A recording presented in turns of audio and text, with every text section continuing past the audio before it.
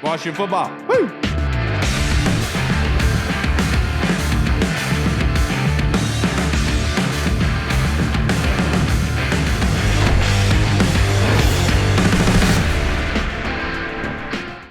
Hello, everybody, and welcome to the Burgundy Zone. I'm your host, Kyle, and I'm joined by my two co-hosts, Michael Hall and Michael Reed, but we are joined by Logan Paulsen, former tight end of the Washington football team and NFL tight end. Logan, thank you so much for joining us tonight, sir. How are you doing? Good, man. Thank you guys for having me back. Appreciate it. Absolutely, and the first thing, this show's called the SuperBowl Hangover, Mr. Paulsen, so I have to ask you, what was your opinion of that game, how it went out, and what was your opinion of how it went?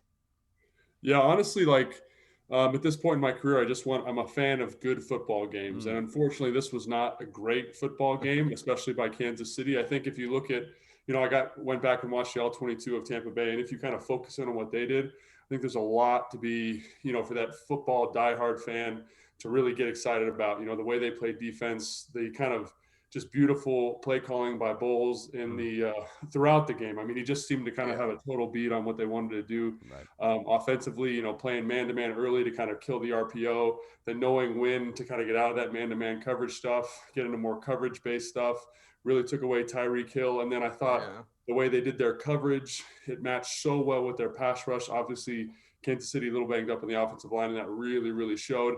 I was obviously hoping for like kind of one of those like changing of the guard moments or a defense of the guard kind of moments, late score, one quarterback gets the ball. Can they be that dynamic player that we all expect them to be? Yeah. And unfortunately it didn't play that way. It just kind of turned into one team just looked incredibly sharp and one team didn't look quite as good. So. Yeah, definitely got to give big credit to Todd Bowles. He definitely called a great game, like you said. So what were some things that you, in your opinion, that Kansas City could have done offensively to kind of negate that pass rush of Tampa Bay or kind of negate some of the things Todd Bowles was throwing at him? Yeah, so I think it's really interesting. Like in their gotta have it kind of running situations throughout the season, what they've done is they've relied on Patrick Mahomes. And I'm not saying like as a runner, but to run the RPO stuff. If you look at both Bills games, they kind of go to that stuff. The Bills basically said, you're not going to beat us deep. And in both games, Kansas City leaned heavily on the RPOs, and I don't know why he did it because he didn't do it all the time. He kind of knew exactly when the RPO situation was going to come up, played press coverage on the outside and took away those reads. They played those two linebackers for Tampa Bay are outstanding football players, football players, so fun to watch. And I think that kind of shows you as a Washington football team fan what two elite players at that position can give you. So, just exquisite game as regarding that RPO stuff. And then kind of knowing when to get away with it. You know what I mean? Knowing when to kind of pull all your chips out and be like, hey, now we can play coverage. Now we can rely on our pass rush.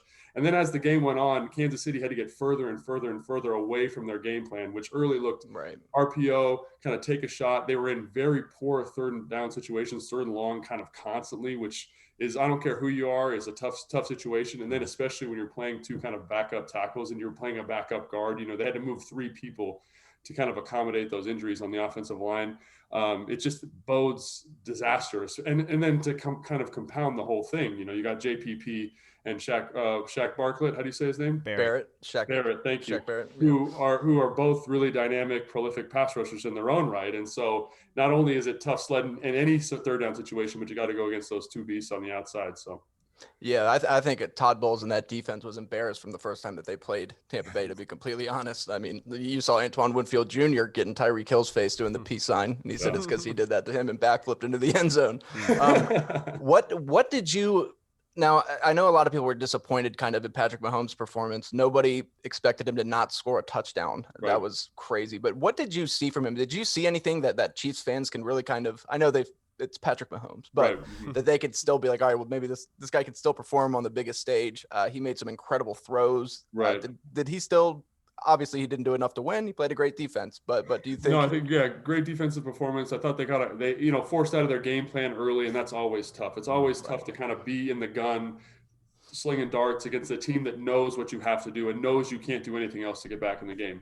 Right. So looking at that game and watching it, I think I've never been so excited to watch incomplete passes by Patrick Mahomes. A guy diving and doing the dodgeball, like throwing a ball, like just the amazing arm talent that guy has. And just, I think the other thing that was really spoke to me, I haven't watched a ton of him this year, a little bit, but I haven't like watched him. Right.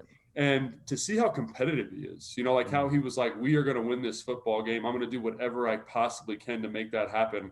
I thought was really cool because he's kind of got like, to me, that team is kind of a fair weather team in a lot of ways. They win big. They have like all these explosive weapons. And so for your main guy, your main leader on the team to kind of just be scrapping and running around and trying to do everything in his power to make that happen, I thought was pretty cool. So if I'm a Kansas City fan, obviously not really pumped off that result, but I do think like, there were some intangible things that he showed that maybe I haven't seen before this game.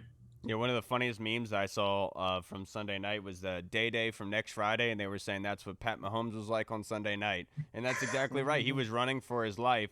But a lot of the fan base, especially the Chiefs fan base, and I saw a lot of this going through Twitter. Before we move on to the Washington football team and their offseason, do you think that the refs were playing any favorites in that game? I know you being an offensive player, a former tight end, how did you think that they were calling that game? Yeah, so I thought the first two holdings on Mike Evans, I thought the first one was a little ticky-tack. The second one that negated the interception, I thought was real. I thought that was, you're going to get called, especially where the ref's standing, he's looking right at you. I actually thought the one on Breland where he kind of fell on Mike Evans' legs, I thought that was a little ticky-tack too. That was a huge momentum swing. And then the one against Tyron in the end zone, I thought was a little, it just depends on how the ref sees it. Like if you think about it from his perspective, he's got the angle and it looks like he bumped him pretty dramatically to get out of the way. And I will say this about Mike Evans, he manages to get a ton of pass interference calls. And I think it's just because he's a big guy, he's a physical guy, and guys try to grab on him and hold on him. And he's like this big visual for the referee. So he kind of gets some of that stuff. But I thought 2 of those, maybe 3 of those were a little borderline. And, that's part of the game, in my opinion. Like you can't, everyone says you can't control that variable. And as much as you want to control that variable, like my argument against that would be Kansas City just play better on offense. You know what I mean? Don't get away from your game plan. Do what you have to do to win the football game. Don't look at those plays because despite all of the adversity that defense faced, especially in the first half, giving up a score right before halftime, like they were still in the game. They got the ball at the end, at the next kickoff. They could have gone down and scored. We've seen them do that hundreds of times, and they're only down by a score. That's what I mean? So Kyle was saying, So it's as much as that everyone wants to point to that, and in the moment I was like, man, that kind of takes something out of the game. When you look at the big picture, like those are 3 plays, right? And in the scope of a game, there's 60, 70 plays. They had plenty of opportunity to make plays and impact that game. So, you kind of mentioned someone earlier about Patrick Mahomes. He's kind of going to be scrappy, do whatever he needs to do to win the game. Another person that got scrappy a little bit was Tom Brady and gotten in Tyrann Mathieu's face. Were you kind of surprised by that? Just because I guess everyone sees Tom Brady's like such a huge competitor. So I know he's like a fiery guy. I know Skip Bayless calls him like Psycho T. That's his like alter ego or whatever. So were you surprised by that? No, because I've actually played with a whole bunch of guys. I played with Brian Hoyer, who backed up Tom Brady for a long time and said he's never been around a more competitive person. And that's at every level of his life. So I think everyone thinks like you don't play in the NFL for 2 decades and not have just a tremendous passion for the game. We've all seen guys who are really good football players who just don't like, they get to a certain point in their career and they get those dead eyes and they just can't do it anymore from a competitive standpoint, physically, mentally, emotionally, it's not there anymore. And here is a guy who's done something totally impressive in the history of the NFL. And so you better believe he has a fire in his belly like nobody else. So I'm surprised, honestly, I'm a little surprised he doesn't have like this Phillip Rivers thing going on because I'm sure that's in him all the time is to get kind of heated up like that. So it doesn't surprise me the least. Like, I don't know what Tyron said to him. I'd love to figure out what was going on there, what they were talking about, but it doesn't surprise me at all. I was about to talk about that too, Hall. Thank you there for taking that question. That was a good one. But yeah, just that game, the pass rush seemed to affect that game so much just from Tampa. It was just relentless. Everybody wanted to talk about their run defense coming into. I mean, they were the number 1 run defense in the NFL, but that pass rush seemed to get hot at the right time. How important is it to have a good pass rush? I mean, I think we saw how good that pass rush is when they played the Washington football team. Now, they got to it a different way. They did a lot more blitzing. They kind of had more creative pressure packages, and it wasn't just straight up win. But I also think the Washington football team didn't give them, 30-plus just straight pass rushing situations in a game.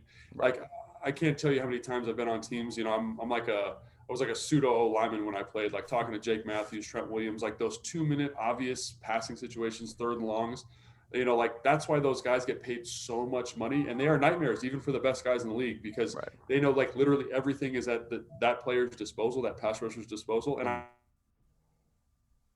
I cannot imagine you've got your right guard playing tackle in the NFL. Like those guys, the angles are different, everything's different. And those guys we talked about are really good pass rushers. They're not maybe like the top 5, but they're definitely in the top 15, 10 guys, right? And Shaq Barrett had 19.5 last year. Or in yes, right, exactly. No one talks about that, right? But he's a prolific guy. And so, and like JPP, like for all of his, you know, I was privileged to play against him a ton in my career. Yeah, you blocked him a bunch. He is a freak. He's a freaky, big, athletic human. And when he wants to, he can make you look silly. And he did. So I think just looking at that game, like it doesn't surprise me. Those matchups were like red dotted for me the whole time. Yeah. And as the coaches of the Kansas City Chiefs, I'm kind of like, and again, they had to get out of their game plan early, so we didn't see what they had to do. But I would have been like, man, we got to help those guys a little bit more than we did. And I think it showed, like, you know, why that was a concern for everybody in the country. Right. And let's move on to the Washington offseason. We love the Super Bowl. It was a great time, as always. But in your opinion here, Logan, with all the quarterbacks that we've seen come out to fruition with all these trade talks and everything, what was your opinion on the Matt Stafford trade? Did you like the way that Washington offered a first and a third and that they kind of stood pat with that, or would you have offered more? So I think the one thing about Stafford is I think he is a tremendous talent. I think he is one of the best talents in the NFL, but for whatever reason, his play just hasn't lived up to that talent. I mean, he does amazing things. I mean, the last 6 games of the season this year, I don't think you could find a better quarterback, to be totally honest. Right. You know, that's even comparing him to Aaron Rodgers. Like he was playing tremendously, you know, and he does this every once in a while. And you fall in love with him. I just don't know if he could elevate this roster, right? And this roster, you know, it's a good roster, not a great roster. You know, maybe not even good, maybe just like a C+, B- level roster, and they have a lot of holes to fill. So when you give up that kind of draft capital to a player that's really outstanding but can't elevate a roster that way, you're going to be stuck with this guy for a long time, right? So to me, him going to LA is a perfect fit, right? There's all these weapons around him. He's going to get really dynamic play calling in that Sean McVay offense. It's a perfect fit. And then get Goff out of there. That was the thing that was really hindering him, especially down the stretch. Right. Perfect fit. Here, not so much. To me, a better fit here is like a Deshaun Watson, a guy who creates some kind of magic on his own, can elevate a roster, can do some pretty magical things, you know, like Cam Newton from 5 years ago, right? That kind of player that just makes everybody a little bit better. You know, even Peyton Manning, we saw that when he was Tampa Bay, Tom Brady, excuse me, like those types of players are really special. And that's when you I would move. And I don't know if I felt that way about Stafford. And he would have made the team better for sure. Do you get to where you want to be as a team and an organization giving up 2, 3 firsts, whatever it ended up being? And my answer is no, I don't think so. Right. And sticking with the quarterbacks, I know there's reports out there that Washington might try to make a call about Sam Darnold, see if he's available. Right. I know Twitter's been going crazy. They've been clamoring for a guy like Gardner Minshew out of Jacksonville. Right. Just because he's a little bit cheaper, draft capital or whatever you got to give up for him. So, in your opinion, would you be more comfortable with a guy like Sam Darnold or Gardner Minshew versus maybe running it back with Alex Smith and maybe having a backup like Taylor Heineke and then draft a guy and have Alex Smith groom them? Right. So I think that I think everybody knows you need to bring a quarterback in some capacity, and ideally you'd like him to be a starting caliber quarterback, because as much respect as I have for Alex Smith and Taylor Heineke and all these guys on the roster, there needs to be improvement at the position. You know, like we talked about elevating the roster, and that's the one position you can kind of get right away and everybody gets a little bit better. And now do you say, who gives you that best opportunity? You the price is right here. That's the ultimate goal, right? Yeah. I doubt Sam Darnold's going to take a first to get out of New York, right? So if you get him for a second and a third, that's good money right there. And that's a very talented player. Like when you turn on his tape, is there a lot to be upset about? Yeah, but is there that first round arm talent, that first round accuracy that's still there? Yeah. And if I'm Ron Rivera and if I'm a coach, I say, maybe I can work this into the system and maybe I feel good about it. I feel like with Minshew, he's a guy who's a classic overachiever. He's a guy that's playing better than he probably should be, right? And like when he comes here, he's like, in my opinion, he's like a Heineke. He's like an Allen. He's a good football player, guy you want on your team, but is he your answer at quarterback? And I think Jacksonville has shown they don't believe that, and he's done great things for them. So why would we, as the Washington football team, feel that way? So I think that would be my kind of perspective on those two specific players. Right. I was going to end up asking you about compensation for Sam Darnold, but I think you kind of already answered that. I think we feel the same way. But you did an excellent thread on your Instagram account, which, by the way, if you haven't, go follow Logan on Instagram, on Antonio Gibson. And you said that Washington fans have a lot to be excited about moving forward and that you could do a thread all day on him. Well, what do you see from him? My guy. Even now I'm kind of speechless when I have to talk about him, because like Wow. everything you want in a back and a young player is there for you. He pitches the ball well. He's really fast. He's a big body. Everything about him is exciting. Like every time he touches the football, he's a big play waiting to happen. I know that's a super big play, but the other thing that I love about his game is he's a physical runner, right? He breaks tackles, he makes people miss, and he understands, like, for all of his novelty to the position, how to run the football, and he's learning, and he's getting more dangerous each week. And you start at week one, you kind of go, and then it just get better and better and better and better, and all of a sudden you're like, holy cow, this could be a top 5 runner in the NFL. I mean, if he can stay healthy, right? And like, if you think about it, who else would you put in there? You got Derrick Henry, Cooks, the kid in Jacksonville, maybe. Right. Elliott, you saw what he looks like without an offensive line. And think about the offensive line that Gibson was running around. A bunch of really good guys who played really hard, but obviously there can be a talent improvement there, right? So it kind of makes you say, well, maybe, right? Maybe he could be something really, really special given the right scheme, given the right growth, and meaning he can, and assuming he can stay healthy. Yeah, and that being said, speaking of Antonio Gibson, one of the questions I wanted to pick your brain on, Logan, was what is your comfortability with the running back room? My father-in-law asked us a question about a week or so ago, saying, you're one injury away from Antonio Gibson from this being a subpar group. So do you think that they should go and upgrade in some point through the draft or free agency in that running back room?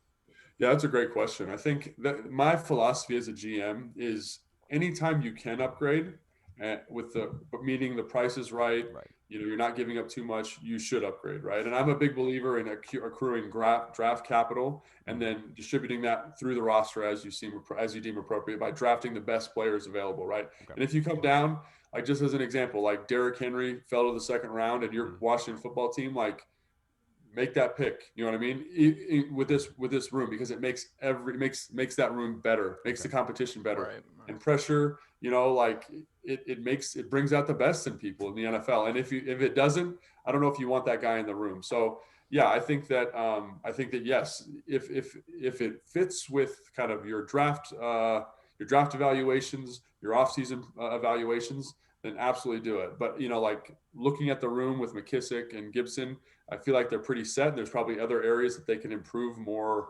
quickly, like kind of plug and play. Mm-hmm. But yeah, I'm a big believer. Like, yeah, improve it, do it if you can. Right. Sticking with your GM philosophy, if you're the GM, Washington's picking at number 19 in this upcoming draft, what would Logan Paulsen do? So, yeah, I mean, it's tough because you don't know how it shakes out. 19 is like such a far way to go, right? And you got to kind of, maybe you get a guy like a quarterback who falls to you and like he's your number one quarterback. Or maybe for whatever reason during the evaluation, one of those good offensive linemen trickles down. He's there for you at 19. Like, you take him, right? It's like Montez Sweat a couple years ago. Like, he just kept falling. And all of a sudden he's there. It's like, yeah, I'll take a really good football player at this spot. So that's the thing about 19 that makes me really kind of go, who knows, like who's going to be there, what's going on. Obviously, like I think offensive line, I would look to add depth or some type of, maybe a starter there at that position. Yeah. Not that those guys played badly, because I think they did a really good job when you watch the tape. But you can that's an easy way to make the team a little bit better, left tackle especially. Number 2 wide receiver, something I got my eye on, right? Quarterback, if by some miracle there's a guy there that you feel really good about. And then on defense, like linebacker, or like a flex linebacker, like a big nickel type of guy that can rotate in and kind of give you some speed. JOK from Notre Dame. Right, exactly. Something like that. And then obviously, like, I know you got a whole bunch of pass rushers, but you can never be pass rusher poor in the NFL. That's what I've been saying. We're losing Ryan Kerrigan this offseason. That can lights your hair on fire and shows that natural pass rush ability. A couple of years ago, I was on a team and there was a practice squad guy who was shredding the starting tackle, and they just happened to let him go, get picked up on practice squad. and he's been a starter in the NFL now. This is 2012, so it wasn't like last year. It was like 8 years ago. Right. It was Mario Addison who's been a Oh starter. yeah. He's been solid as hell. For a long time. And if a guy's got that and he's there, like, come on down, man. We love pass rushers here. You know what I'm saying? So absolutely. Right. So then that goes into my next thing. I know you said you're the GM. You'd like to keep your draft picks and kind of build through the draft and improve on strengths. If you see your guy in this quarterback class, I know everybody wants to say that their guy is Trevor Lawrence. You're gonna have to give up so much to get Trevor Lawrence. But let's say that they love Justin Fields. Reports are that they do like Justin Fields. Let's say that they think that he's the leader and he's the guy who's going to take them to the next level and lead them for the next 4 or 5 years. Right. Is it worth it to move up, make an RG3 type deal where you're trading multiple ones and a 2 to move up and get this guy, or no? So just look at the first round draft picks over the course of like the Washington football team history. Like take a Trent Williams, take a LaRon Landry, take a Montez Sweat. Like think about what that does for the team, and then you don't get those guys. You have one player for those 3 positions, right? And you kind of say to yourself, well, what do we do now, right? So that guy's got to be worth 3 franchise players, in my opinion, because that's what you're looking for in the first round. You're looking for a franchise, organizational changing player. Yeah. And if you feel that he's the guy, then do it. But you got to feel really darn good about it, right? Like the only guy I felt that way about, even close, would be Andrew Luck. Yeah, and you know what I mean? Like that's the closest I've ever felt. And granted, like he's not in the NFL anymore, but when he was in there, he showed why you feel that way. Right. Hey, there's rumors. There's rumors he might come back. There's I would rumors love he's it, getting man. the old itch. So awesome. I'm such a big Andrew Luck fan. I hope he comes back. He sounds like he's got a trumpet in his throat. I absolutely love Andrew Luck. Now, best quarterbacks do. So Logan, you say that, right? You talk about how making sure that guy, it has to be able to be worth 3 positions, right? It has to be able to elevate you if you're going to give up that draft capital. Yep. My question to you is, the hypothetical trade for Deshaun Watson is 2 firsts, 2 seconds, and then there was being talked about with possibly 2 defensive players. Now, in your opinion, do you think that Washington could sustain still a great defense with giving up 2 possible starters on defense by going to get Deshaun Watson? Do you think that's a good recipe? I don't think so. I think Deshaun is, of the players in my 10-year careers that I played with, is the guy that I'm the most excited about. He's young, he's athletic, he's a charismatic leader, he's an awesome human being, like a philanthropist, like great dude, no ego, very I can't say enough positive things about him. So there's nobody who's like, I put my Deshaun Watson jersey on before I go to bed every night, and I'm like, hope he comes here, because here we go. But you got to think about, like, can he take this roster, take a whole bunch of pieces out of it, and you insert him here, and elevate it, right? And I don't think there's anybody who could do that, right? Very, very few people that could do that. Look at Houston right now. Like he had his best year in his entire professional career, and that roster is gutted right now. And he did his best, but you need pieces around you. It's a team game, right? So as much as I want him here, as much as I think it'd be awesome for the city and great for the organization, just he's the right kind of guy, man, like that is a big ask for a young player like that. Right. And I guess we're going to stick with some hypotheticals here. Say a guy like, say they do go and acquire a guy like Sam Darnold, and they can fill a couple of these needs through the draft and free agency, like middle linebacker or any type of linebacker, and a number 2 wide receiver. What do you see the ceiling being for this team in 2021? Well, I think everyone should be really excited about this team. I mean, he took a team that everyone thought was going to be 4-12, and then they ended up making a playoff run. Granted, the division was terrible, but I think they showed you that this division's down. It's going to be down. No quarterback in Philly. I think you got to worry a little bit about the Jets, but the Cowboys look a little rough. Who knows what's going to happen with Dak, right? So to me, the Giants are the team that's kind of like the competitive, and how do you stack up with them? Can you outrace them? And right now I think defenses are pretty similar, and it's like, what about Daniel Jones, right? Is he the franchise guy there? And do we have a quarterback that you would trade for Daniel Jones right now? And my answer is no. And that's maybe not saying much. And if you get a guy who you feel good about at the position, who's better than Daniel Jones, right? Then all of a sudden the Washington football team becomes the class of the division, and we're a perennial playoff team, right? So I think that's the way I'm looking at this offseason, and the way I'm looking at the team and how excited I am. Like, if this offseason goes well, they are ahead of schedule. Like, they're way ahead of schedule. In my opinion, they're 2 years ahead of schedule. Yeah. So if they can kind of capitalize on this surge of young talent developing on the roster, awesome, great, fantastic. They got to capitalize on it, though, and that's why this offseason is so important. Now this isn't going to happen, and we're stating hypotheticals. This is just to shut down Washington football Twitter. They blew up yesterday because they found out Dak Prescott follows Washington NFL on Twitter. There's two places that he follows. It's the Dallas Cowboys and the Washington football team. There's no chance Dak comes here. If he does, though, is he that quarterback that makes us better? So Dak to me is like this. I don't want to say he's Fugazi, but he's like not as good as people think, right? Thank Right. you. Look at that skill position group that he's got That's there. insane. Like, insane. Look what Andy Dalton did with that skill position group. Like in the last 4 or 5 games of the season, right? They looked crisp. And so, yeah, I think Dak's a good player. But is he that top 5 guy in the NFL that everyone's like, wow, yeah, that team's immediately better? Like Aaron Rodgers comes here, yeah. Tom Brady comes here, yeah, awesome. You know, maybe Deshaun Watson, some of these other guys, yeah. But he's not in the mix for me there. And he would struggle tremendously in this system because there's just not enough talent around him to kind of make him look better than he is. So even if he was going to come here, and like maybe he's coming here for a handshake, then I'm all for it. But I doubt it, right? If they got to mortgage the entire franchise to get him here, I think that's a poor decision. It's going to cost a lot of money. Yeah, absolutely. Now, with the pending free agents for the Washington football team, you know, you talk about this being a team that needs to be able to rebuild in certain aspects, need to create depth and everything. They have some free agents. Everyone's going to say, yes, you need to. Brandon Sheriff, in your opinion, do you think that they need to re-sign him, or is there anybody else that's going to be a pending free agent that you think that is very important that they do re-sign? If you need the list, Kyle has the list. I could give you the list if you need it.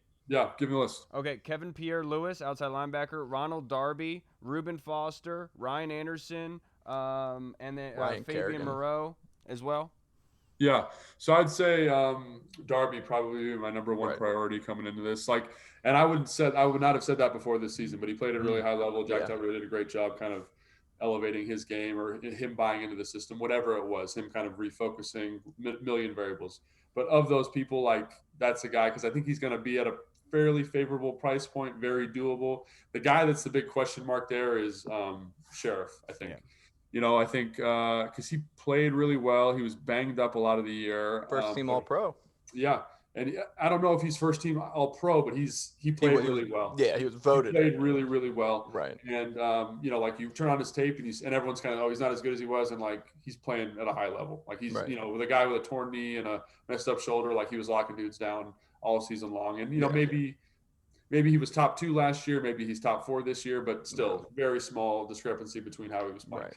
So that's the guy that's going to be expensive, right? And like he's been hurt a little bit over the last couple of years. Like, do you feel comfortable giving that guy a lot of money? Like how happy he's going to be here? That to me is the big question. There's other guys like maybe, you know, Pierre Lewis is a kind of a special teams role guy, a backup guy who knows all the positions. He's been in the system for a year. If price is right, you know, if they feel good about him. And it's always, you know, the devil you know is better than the devil you don't. So, you know, instead of kind of rolling the dice on somebody else, like, you know, you know what he can do, you know what he can't do. You feel comfortable with him, bring him back. So it's unfortunate that Ryan Kerrigan is on that list. That's my guy, and I love him. But, you know, I think that's probably the right call unless he comes back for, again, the right kind of paycheck. So, and then to finish this up, Logan, the last thing I have to ask you, the awards was over the weekend. Chase Young won Defensive Rookie of the Year, but most importantly, with Ron Rivera not winning, I know Alex Smith won Comeback Player of the Year. Everyone knows it's absolutely amazing what he did, and he definitely deserved it. But in your opinion, do you think it was validated that Ron Rivera was 5th on the list for Coach of the Year?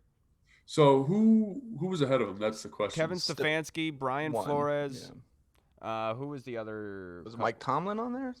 I think Tomlin was on there, yes. Whoops, yeah, that's a tough one. So I would say the thing about Jack Del Rio that's tough in that spot is that he's an older coach, a former head coach, and he's. It was Sean McDermott. I'm sorry, the Bills coach. Sean McDermott. Like I think those guys, when you talk about those guys, I think they are very deserving of being ahead of him, right? And you know, I think you know, Flores, obviously the thing he did in the Miami, great job. McDermott, Flores. You know, Bills outstanding season. Right. And so, yeah, I think it's kind of a lot to expect that he's going to be jumping people who are younger coaches, head coaches, and have had a big impact on organizations almost immediately. Not to say that his impact wasn't big here, but it was kind of, you know, the whole staff was new here. So how much of that was a reflection of a new staff, Ron Rivera, Scott Turner, all these different variables. So yeah, not super surprising to me, but like I thought he did a great job this year, and it's good. I'm glad that he got a vote. Whoever voted for him, good for you. Yeah, absolutely. Logan, I can't thank you enough for being able to take the time out to join us yet again. Wanted to get your opinion on the offseason and the draft and everything, and you did a fantastic job as usual, my friend. If you guys haven't already, go follow Logan Paulsen on Instagram. All you got to do is search for his name, and it'll pop right up. His film evaluator and great personality. Logan, thank you so much for joining us tonight, sir. Thank you guys for having me. It's a lot of fun being on the show. Appreciate it. Absolutely. You have a good one, brother. Hey, take it easy, guys. All right, everybody. So now let's talk about a little of the Super Bowl and what we think is going on. Because, dude, I'm telling you, that was insane what I witnessed. Yeah. I just got an update. Nobody expected this. It just says the Super Bowl's TV rating was the lowest it's been in 15 years. Yep. Yeah. Even with COVID, with people not going to Super Bowl parties and having it at their house. The lowest since the Colts versus the Bears Super Bowl, which is like crazy. That was a horrible Super Bowl. Wow. But I will say Grant Paulsen brought up a great point. I was listening to 106.7 when I had to go over and get my mic cables I left over at the shop after the Super Bowl show. And he made a good point. Like, there really isn't a number for the streaming services. A lot of people have been cutting cords and everything like that. So the number might be inflated there. But Grant also brought up a great point saying, like, everywhere else on TV, their numbers are down this year. So you kind of have to compare it with everyone else and what they're doing. So weird to me with everybody being home all the time. You're absolutely right. But crazy. But first thing, though, Marty Schottenheimer passed away. Yes, R.I.P. Rest in peace to Marty, a former head coach here, who he said would not be a Washington head coach. And then Dan Snyder showed up with his helicopter, and that quickly changed, and it didn't last very long. But rest in peace, Marty. I wanted to get your guys' opinions on the Washington Post article that came out with a headline, just the headline, not the actual article, a headline, talked about how bad he was that he wasn't winning in the playoffs, essentially, as they were announcing that he had passed away. Hall, what did you think about that? Obviously, that's like horrible. Like, why would you even bring that up in a headline? I mean, obviously you're trying to get. I'm not gonna say it's clickbait, but it's like It's basically clickbait. You know what I'm saying? It's pretty much clickbait because I'm pretty sure, like we were talking about earlier, where the article probably had nothing to do about his playoff wins or anything. That probably about how he was a good guy, a great NFL coach, and all that kind of stuff. So it's definitely just to probably get more clicks, but that's like a horrible way and like a despicable way of trying to get more clicks on an article because at the end of the day, he didn't get it done in the playoffs, but a lot of his playoff losses weren't really because of him. Like it was because of Ernest Biner fumbling the ball with the Browns. Right. What was it? In their 14-2 season, they missed a field goal at the end of the game. I think it was like Nick Novak or somebody like that. Like, that's not really on him. That's on the players in that situation. So, again, it's kind of messed. It's not even kind of. It is messed up to even put that in the headline of an article. It was absolutely ridiculous. You couldn't wait a week. Like, to be able just to say that about the guy, like, why would that even be included? Like, the fact that went through multiple people's eyesights and they were like, yeah, that's good, put that out there. Absolutely ridiculous, in my opinion. Why do you got to crap on the guy as you're announcing his passing? I just found that in bad taste, to be perfectly honest with you. Now, let's move on to our fan question. I didn't care about it either. I know you didn't because you were too busy typing. But I was looking up a stat that I was going to bring up in my rebuttal. Sorry, but nope, not anymore. Nope, not anymore. I don't want to. So the Colonel has some great questions for us. Always does. And I'll try to preface it the best way I said. Chris Cooley was making noise about taking Derek Carr over Sam Darnold. And he reworded it by saying, the bottom line is Cooley says Carr protects the ball better. He doesn't know if he agrees with him based on all the fumbles that he had this year in the pocket. So what do you think about that, Hall? Yeah, I mean, can't really disagree with that just based off the fact that I think Derek Carr has the highest fumbles from a quarterback, either him or Daniel Jones, one of those two. But so that's definitely a problem. He doesn't really throw a lot of interceptions per se. Touchdown to interception ratio is pretty good. The thing I will say about Sam Darnold is he's second as far as pressures over and your dropbacks by quarterback. He's second in that list in the last 2 seasons behind Russell Wilson. Obviously, Russell Wilson is complaining about getting hit too much and them having the offensive line in Seattle. And you see, obviously, he's a great talented quarterback, but they can't get out of the first round of the playoffs, let alone in the playoffs because no offensive line. I would say the same thing about Sam Darnold. Not really a lot of weapons, and when they weren't really healthy, no offensive line in front of him to do anything. But when he did have time, like Logan Paulsen said, that first round arm talent is there, the accuracy is there. So I would be good with either one of them. I would probably go Sam Darnold just because he's a little bit cheaper than Derek Carr would cost, and then we could build a little bit more through the draft around Sam Darnold, and he's younger. But yeah, I mean, he makes a good point with the fumbles. Yeah, look, and that's where my mindset was. There was a Jets reporter that came on JP and Brian Mitchell's radio show on 106.7 yesterday, and he just bludgeoned Sam Darnold, and he said, he has the WTF kind of throws every game. There's always those throws going down. Now, does that offset Derek Carr's fumbles? I'm not sure about that. But the one aspect is that Darnold is younger. And so, look, as much credit to Cooley, I know he's a great film evaluator and player evaluator. I don't agree with him there. I think that Darnold is probably the better option in that scenario. I know that because Sam Darnold can get better with the stupid throws. Anybody can. It happens with quarterbacks. But the physical ability to be able to hold on to the football inside the pocket, having that hand size, is something that you can't fix, to be perfectly honest with you. So in my opinion, I would rather go with Darnold in that scenario. What did you think about that, Reed? It's weird. It's tough because obviously Derek Carr has had more success, but like you said, those fumbles, that's pretty worrisome how much he fumbled. I mean, even Cracky brought it up when he was talking to you about it, and he used that as an argument against why he doesn't want to keep Derek Carr around. But then he tells us he deserves two. But then he tells me he deserves 2 first-round picks for him. Yeah.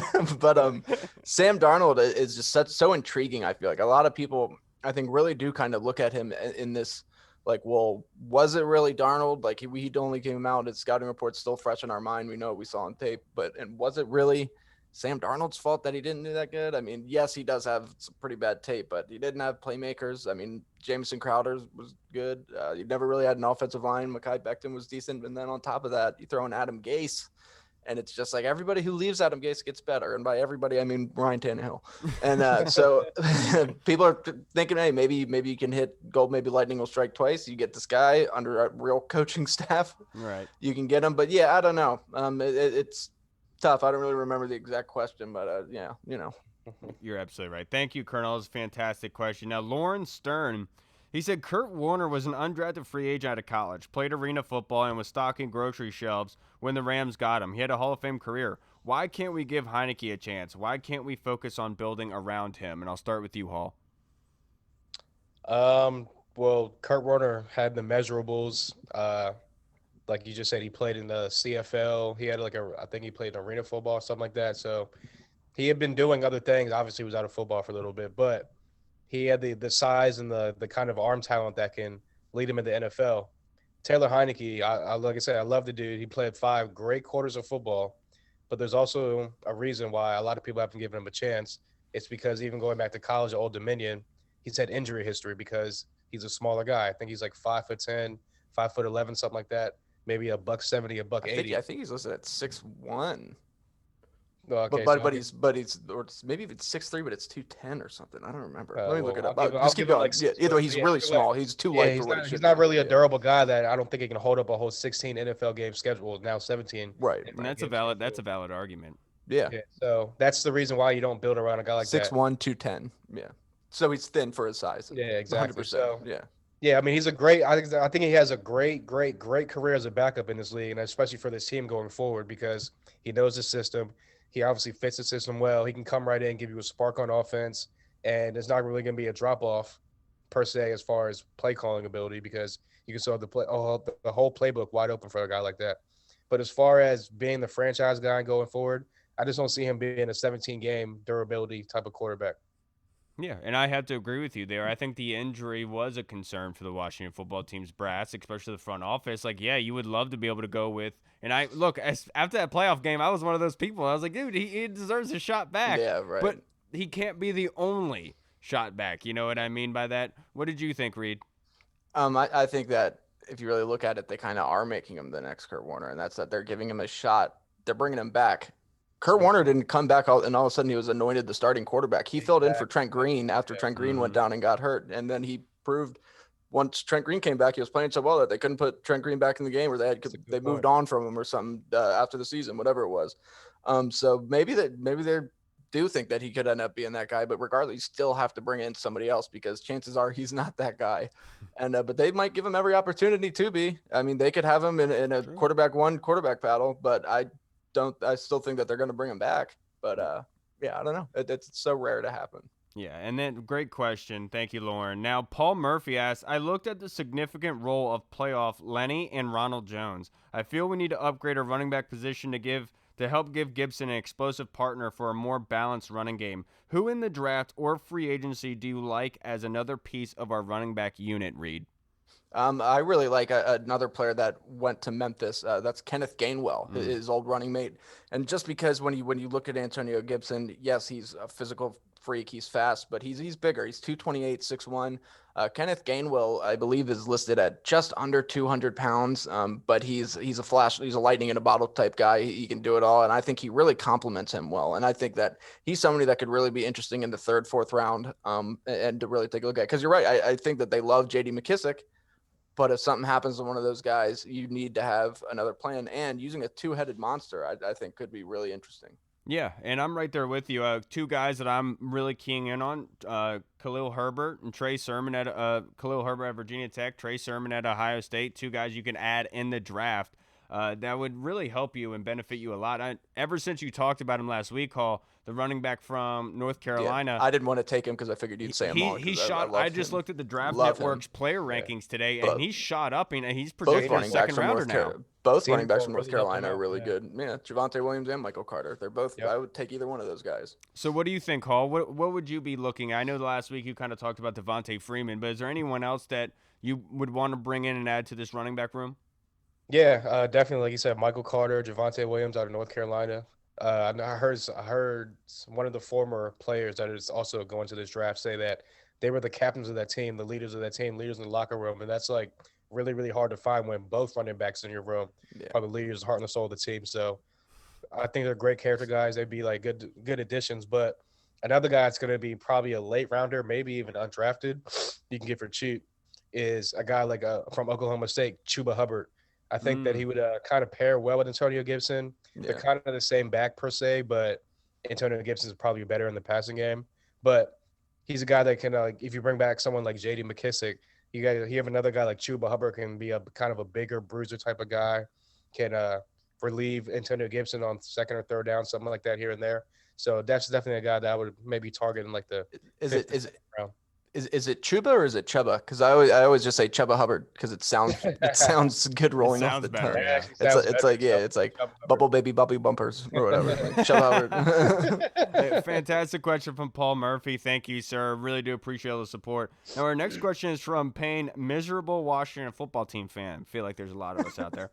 Can you dive into the cornerback plans? Who to re-sign, draft, etc. He said, I know Fabian is a free agent, although he didn't play much last season. I also know Darby is a free agent and should be a priority re-sign, but he might have played himself into a larger contract offer from another team. And I'll start with you, Hall.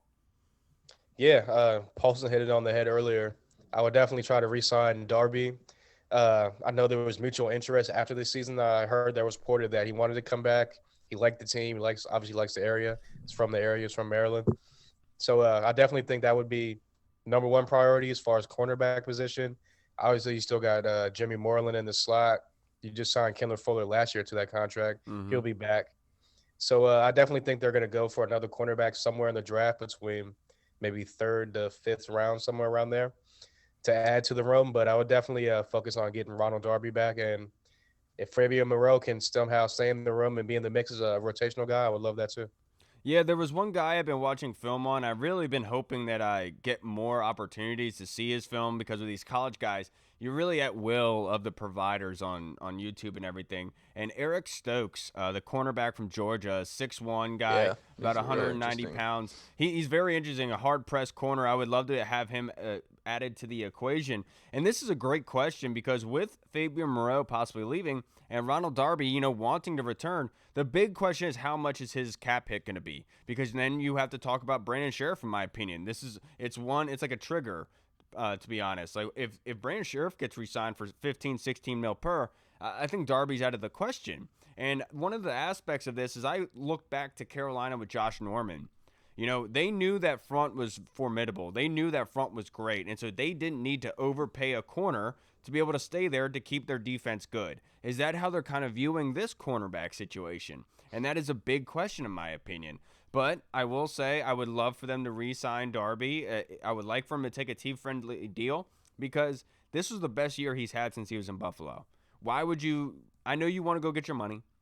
I know you want to get paid and help yourself out. But if you can, why wouldn't you not try to extend your career as much as possible and stay with this team and how well you've done with Chris Harris and your defensive back coach? So in my opinion, I think Darby is going to retain. What about you, Reed? Yeah, I think that you definitely got to make it a point to retain Darby. And then I think that your top 3 corners are good, but you do need that versatile person. And Kyle, I think you're completely right. When to look at the draft, into the mid to late rounds, another person that interests me, literally not because of his play, because his play actually fell off this past year, but just because of his physical attributes. Israel Mukuamu. Israel Mukuamu. I know he was completely shown up by J.C. Horn this season. Yes. J.C. Horn's first-round pick, phenomenal. But Israel Mukuamu, before that, he was a projected first-rounder. He's between 6'3" and 6'4". He's a big guy, tall, but he can move. It's surprisingly. Definitely is somebody that to keep an eye on if he's coming out. I got to double-check. But just that length, somebody like that, and he can play inside as well. So just somebody that can match up with tight ends if you need him to. Maybe he could go back there, play a little safety, and play some corner because I don't think that there's a chance Fabian Moreau comes back. Yeah, thank you, miserable Washington football team fan. That was phenomenal. Now, Mike has a great question for us. He said, Washington is hopefully getting stronger, and I used to love it when the East was the beast. Do you guys think the East is becoming that again, and will it happen anytime soon? I'll start with you, Reed.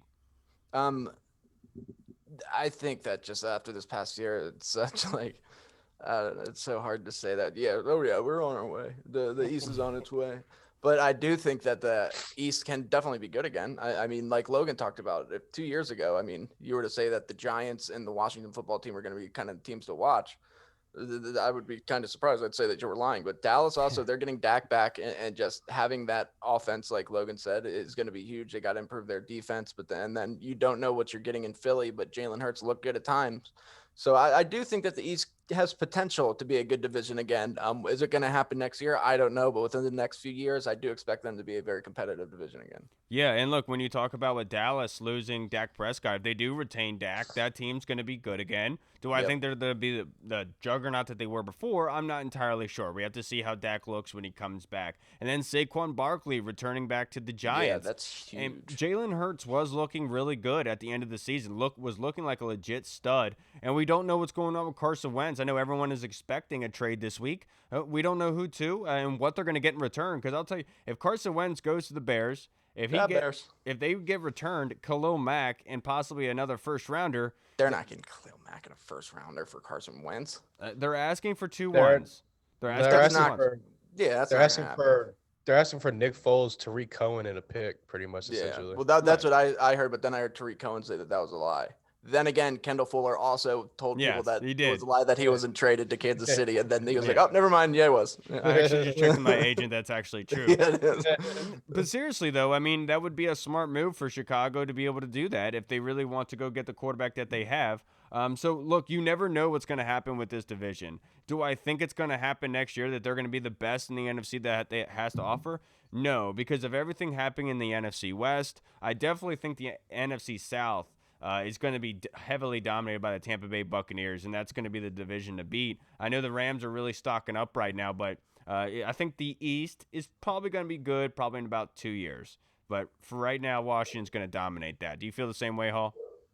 Yeah, I was just going to say, I think they're probably about, depending on the quarterback play and how everything shakes out with all 4 teams' quarterback situations, I say they're maybe about 2 to 3 years away from being back to that kind of dominant division again, where every single week, whoever you got to play in the division is going to get a tough battle. You're going to get, and now that they have, 7 teams in the playoffs in each division, you maybe get 2, maybe 3 teams from the division coming out of it. So, yeah, depending on the quarterback, how the quarterback situations shape out for every team, I would probably say it's about 2 to 3 years away from being that dominant East division again. Yeah, that's a fantastic question from Mike. As always, great question. Now, Tony Shivers actually bought some merchandise from the Thank you, Burgundy Tony. Zone on Thank you, Teespring. Tony. Yeah, you can find the link on YouTube, on Facebook, and on Twitter. We have it all for you. Look at Reed sporting it right now. The W T-shirt, dude, that thing is sick. Now, It is. Flexed it, ripped the sleeves. Tony's question is a great one. Ron is easily the best head coach in NFC East. Who do y'all think is the second best? I think you honestly, because really, I mean, Mike McCarthy, no, and then Eagles no coach. I forget his name. All I know is he can't talk during press conferences. I like Joe Judge. I really do like Joe Judge. I think Joe Judge is creative. I think if the story of Joe Judge getting into a fight with his offensive line coach is true, that elevates him even more in my book. The fact that he was strapping tennis balls to his defensive back's hands this offseason, I think he's just a fantastic throwback type coach. And that's sad that he's the second best coach in this division. But I do think New York got a decent coach, and he is going to be good down the line. But we have the best coaching staff by far. Wholeheartedly agree. I mean, it has to be Joe Judge, even though he has to stop complaining about what the Eagles are doing in their in their games. Yes, I do believe that to be the case. And look, I don't feel confidently saying that, and which makes it such a great question because Mike McCarthy's cool, man, but he doesn't move the needle by any stretch. Right. You know what I mean? Yeah, I mean he's cool, but like without an Aaron Rodgers, what is he? He's just another fat guy on the sideline. Yeah, he's just another Wade Phillips. What about you, Hall? I mean, I can't argue that. Just like you said, based off the fact of Mike McCarthy, what have you done for me lately? Look with Joe Judge, you got the Giants ascending, and it's funny because I was one of those guys where like you see him doing press conferences. We're going to be the toughest team out there. We're going to fight to the end. Doing all that. You look at him and you're like, yeah. You're doing all that coach speak, and I found that so corny when coaches say that stuff because it's like these are grown men. Obviously, they're going to go out there and give 100% effort. They're going to be as tough as they can be, blah, blah, blah, stuff like that. So it's like they don't need to motivate them through like coach speak and stuff like that. Right. But I mean, look, he's got the Giants playing well, and they believe in him. So I guess he's the second best. The one tough coach in the NFL that I believe outside of Ron Rivera, because I think Ron Rivera will motivate the hell out of you, but like a guy who's going to talk about, we're going to go out there. I believe Dan Campbell with the Detroit Lions, when he says that you're going to knock us down, we're going to get up, bite your kneecap off. You're going to knock us down again. We're going to get up, snap your femur. You're going to knock us down again. We're going to keep getting up until you fall. Like the fact that he said, bite your kneecap off. I was just like, this guy's who cool. thinks of stuff like that? That guy gets it, dude. This guy, good for you, Dan Campbell. I was like, oh, man. Yeah. And he's an offensive guy, too. It's just like crazy. He's a former tight end. He's a former tight end. Yeah, that's weird, but, you know.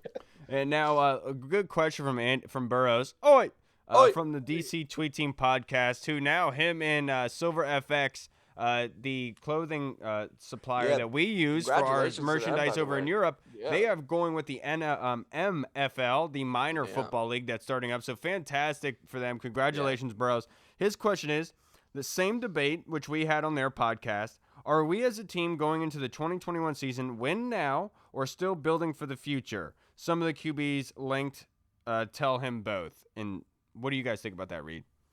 But say that one more time. Basically, are they in win now mode, or do you continue building? Do you go after a quarterback to put you over the top for a Super Bowl, or do you keep building? I think that, look, Logan Paulsen even said it. He said that we're 2 years further along in our rebuild than he thought. I think we're all kind of right there. We didn't think it would be a 1 year turnaround. All of a sudden, we're winning the division. Granted, it's 7-9, but I think you add a decent starter to this team, or you add somebody who can play it well, then this team is going to be pretty good. So I think that Ron Rivera knows that. I think he knows the weaknesses. Look, you look at wide receiver, you look at linebacker, quarterback, those right there. And maybe you could throw offensive line in there just because, I mean, they don't have some big name guys, but you look at those positions and you're kind of like, all right, well, we get some guys or we get one playmaker at each of those positions. All of a sudden we're there. Like we're a pretty good team. So I think that they are going to, Ron Rivera wants to win now. That was proven by him benching Haskins and going after the division. Yep. So they're, in his mind, it's win now. He's going to try to win now.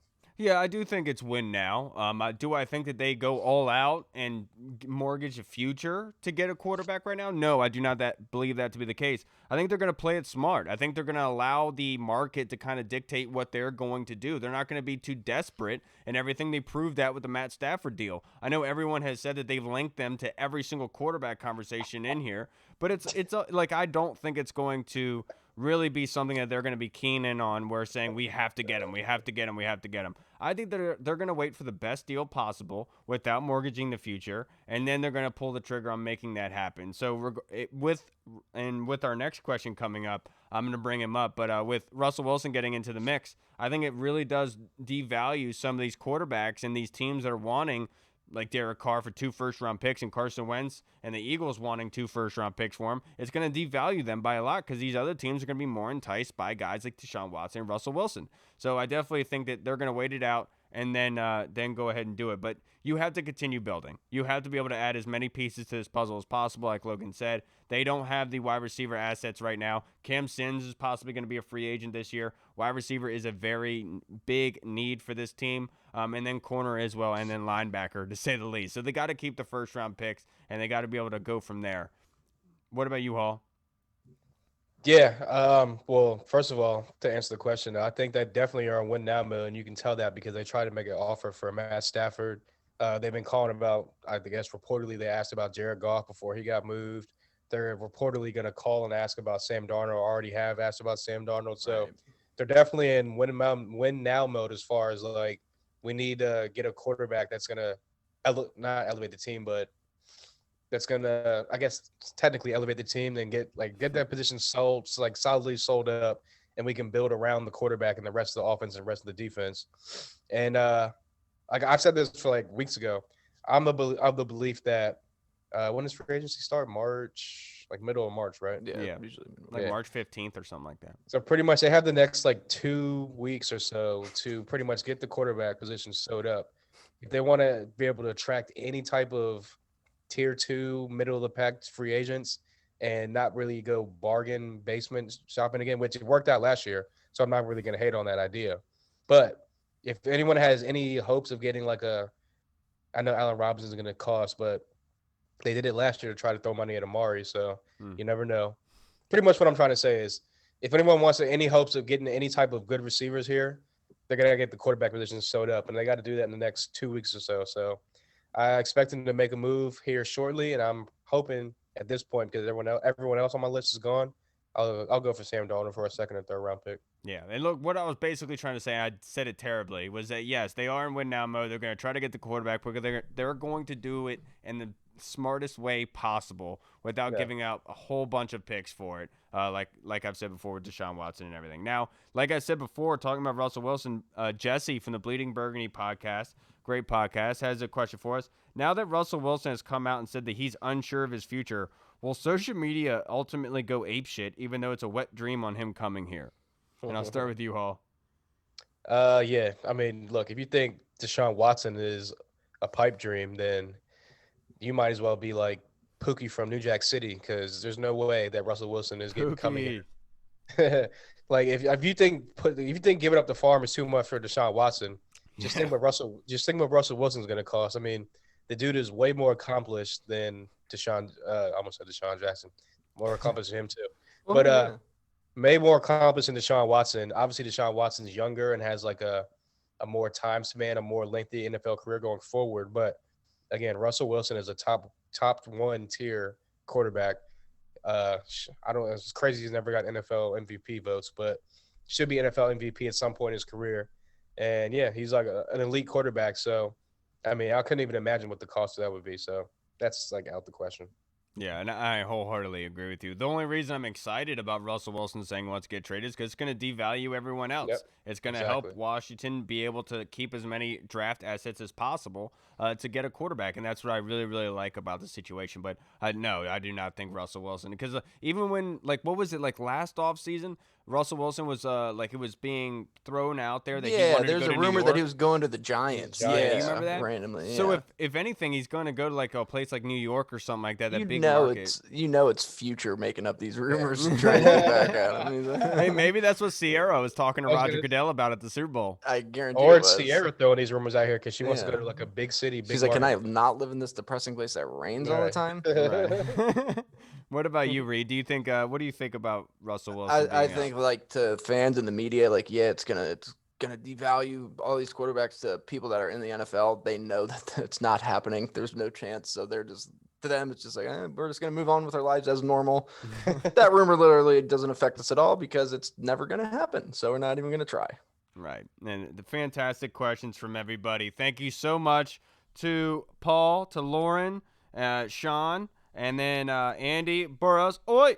Oi. Paul Murphy, Paint Miserable, Washington football team fan, Mike, Tony, Jesse, and the Colonel. Thank you so much, everybody. You guys were phenomenal today. Thank you. I really do appreciate all the fan questions and all the support. All right, everybody. I'm Kyle. Look, it's all. Are you gonna Is he respond? stuck? Yeah, he's stuck. Are you gonna respond? Oh, okay. I was thinking. I was like, he hasn't breathed in like 10 minutes. Hey, I'm Mike too. Yeah, I was frozen, but I'm back now. Yeah. Hey, he's back now. All right, everybody. We'll see you guys on Thursday. You're not going to want to miss it, dude. I'll tell you that right now. We have a fantastic guest lined up for you guys. You're not going to want to miss that show. All right, everybody. Washington football. Woo! What's up, everybody? It's your man Kyle from the Burgundy Zone. I hope you enjoyed the last video as much as we did. If you like what you saw, please like the video by clicking the thumbs up symbol and subscribe to the channel. It really helps us continuing to do what we do and making great content for y'all. If you want to stay up to date on new episodes, make sure you click on the notification bell, and I'll see you guys next time.